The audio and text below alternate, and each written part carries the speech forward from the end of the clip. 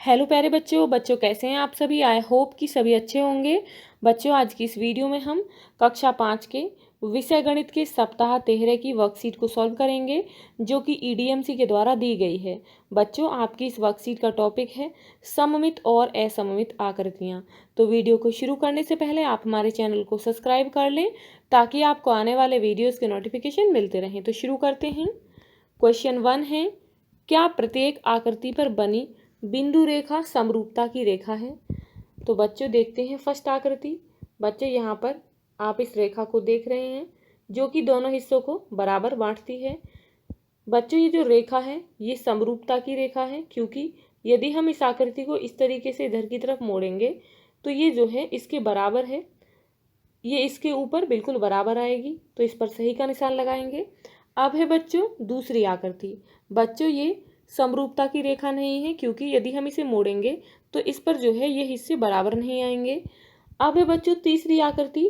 तो बच्चों ये भी समरूपता की रेखा नहीं है, क्योंकि बच्चों जब हम इस आकृति को इधर से इधर की तरफ मोड़ेंगे तो बच्चों ये जो है इसके ऊपर बराबर नहीं आएगी। अब है चौथे नंबर की आकृति।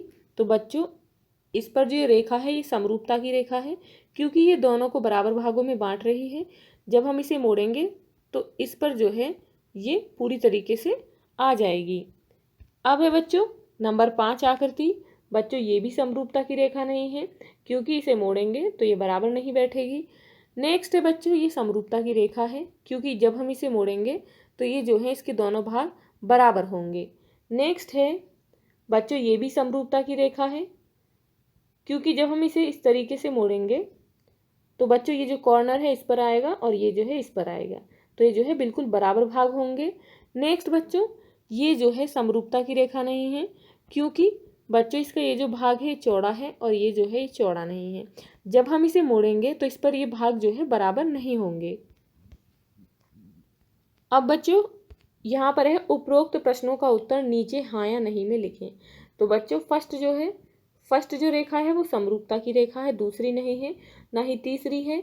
चौथी आकृति की रेखा समरूपता की रेखा है, यहाँ हाँ लिखेंगे। बच्चों 5वें नंबर पर जो आकृति है ये जो रेखा है ये समरूपता की नहीं है। नेक्स्ट जो है बच्चों 6ठे नंबर पर वो समरूपता की रेखा है, इसलिए हाँ लिखेंगे। बच्चों 7 नंबर पर भी समरूपता की रेखा है, लेकिन 8 नंबर पर जो है वो समरूपता की रेखा नहीं है, तो यहाँ पर नहीं लिखेंगे। अब है बच्चों क्वेश्चन नंबर 2।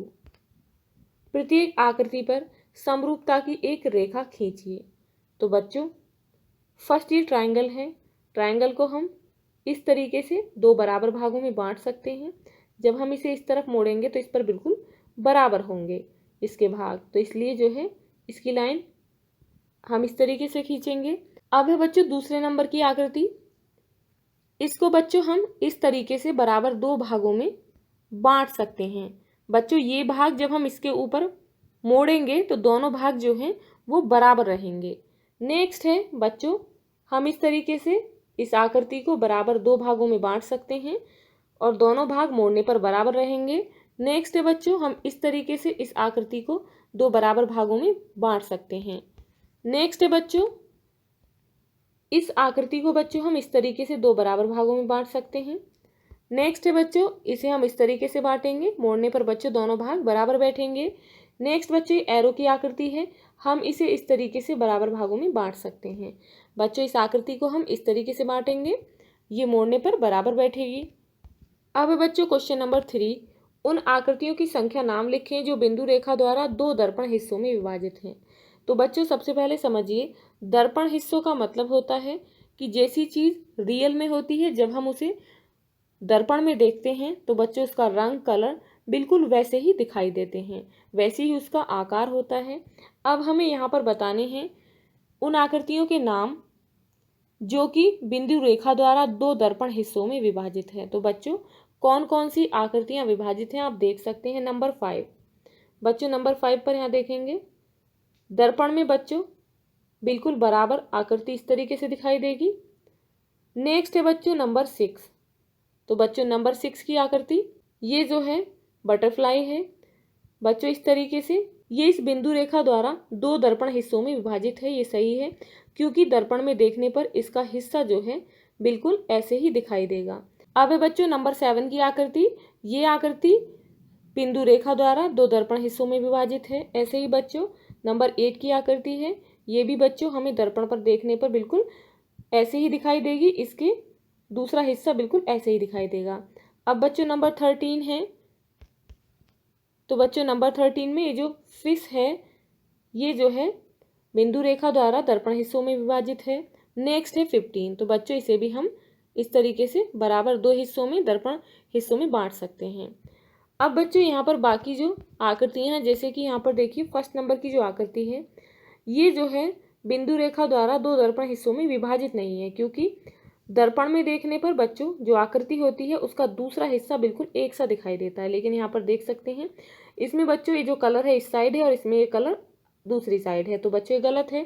ऐसे ही बच्चों दूसरे नंबर की आकृति है, बच्चों यदि इस तरफ से ये आकृति ऐसी है तो दूसरी तरफ भी ऐसे ही दिखाई देगी, तो ये भी गलत है।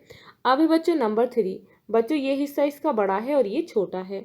नंबर 4 की आकृति बच्चों इधर कलर है लेकिन जो दूसरा हिस्सा है इधर रंग नहीं है, लेकिन जब हम दर्पण में देखते हैं तो दर्पण आकृति में यदि इधर रंग है तो दूसरी तरफ भी रंग दिखाई देगा। अब बच्चों है नंबर 5 की आकृति, वो सही है। नंबर 6 भी सही है, 7 भी, 8 भी। अब है बच्चों नंबर 9, तो बच्चों नंबर 9 की आकृति आप देख सकते हैं। अब है बच्चों नंबर 10, तो बच्चों नंबर 10 में आप देख सकते हैं यहाँ पर ये बिंदु रेखा से इस तरीके से काटी गई है, तो बच्चों पिंक के आगे पिंक ही दिखाई देगा और ग्रीन की दूसरी साइड ग्रीन होगा, तो बच्चों ये भी गलत है। अब है नंबर 11, तो बच्चों नंबर 11 भी गलत है, आप देख सकते हैं। अब है बच्चों नंबर 12, तो नंबर 12 में बच्चों इधर ग्रीन कलर है तो यहाँ भी ग्रीन होना चाहिए, यदि इधर पिंक है तो यहाँ भी पिंक होना चाहिए था, क्योंकि दर्पण में दोनों तरफ एक सा होता है। अब है बच्चों नंबर 14, तो बच्चों नंबर 14 में ये दर्पण हिस्सों में विभाजित नहीं है, आप देख सकते हैं इसे। बच्चों यदि आपको ये वीडियो अच्छी लगी हो तो लाइक शेयर करना ना भूलें, और यदि आप इस चैनल पर नए हैं तो प्लीज़ चैनल को सब्सक्राइब करें। Thank you.